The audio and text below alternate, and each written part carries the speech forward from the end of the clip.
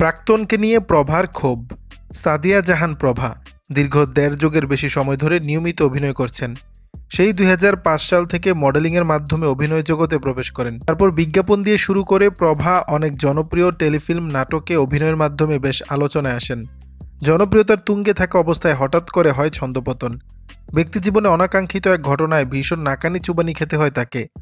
এরপর অনেকটা পর্দার আড়ালে চলে যান তিনি। তবে সব কিছুকে পেছনে ফেলে আবারও পর্দায় ফেরেন। কাজ দিয়ে সারিয়ে তুলেছেন অতীতের সেই ক্ষত। বর্তমানে অভিনয় করছেন নিয়মিত, কিন্তু তারপরও প্রাক্তন নিয়ে প্রশ্ন পিছু ছাড়ে না অভিনেত্রীর।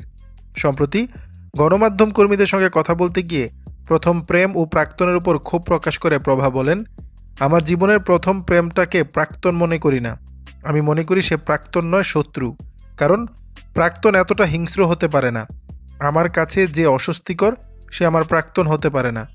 এরপরও যাদের সঙ্গে আমার সম্পর্ক হয়েছে তাদের সঙ্গে আমার অনেক সুন্দর মুহূর্ত আছে।